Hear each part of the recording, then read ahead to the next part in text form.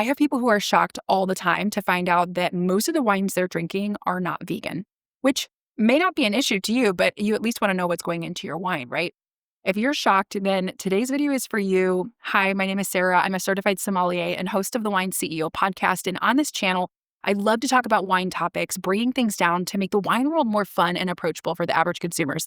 Hit that subscribe button if you love wine and if you want to learn more about this really interesting industry. If wine, food, and travel is your game, then you are in the right place.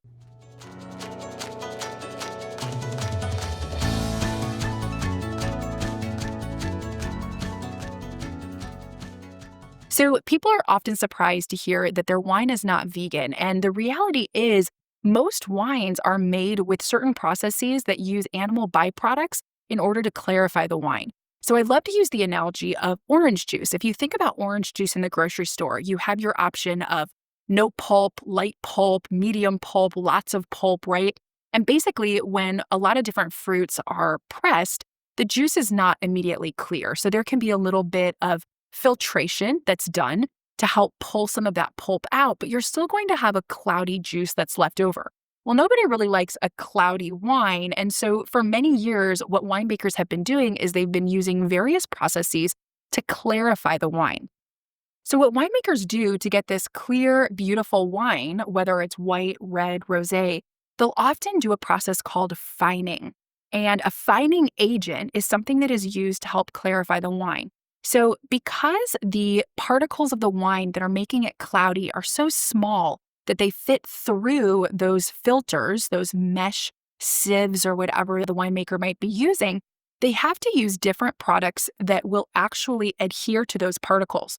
So often they will use egg whites, fish oils, or other type of products. So those proteins will actually be able to cling to those minuscule particles that you can't really see with the naked eye. And then they'll be able to filter the wine again since those proteins have adhered to those smaller particles.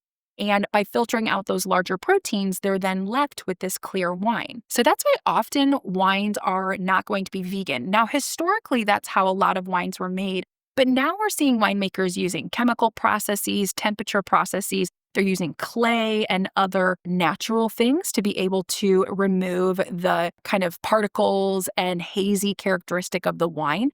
And so those wines can be termed vegan because they're not using animal byproducts to clarify the wine. But what we're also starting to see is that it's becoming really trendy to have cloudy wines. People are realizing that the wine doesn't really change in its flavor based upon whether it's clear or cloudy. And so it's becoming more common to see an unfiltered or unfined wine in the marketplace. If you've ever heard of natural wines, that's one aspect of natural winemaking.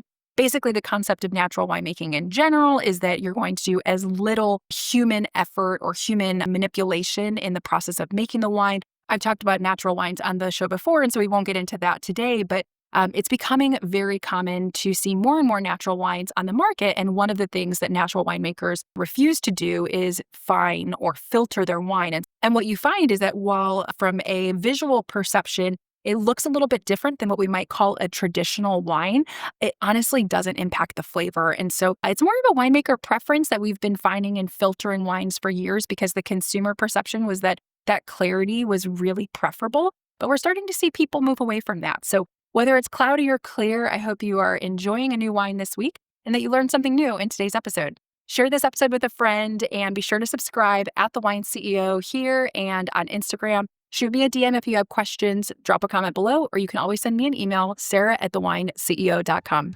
Cheers.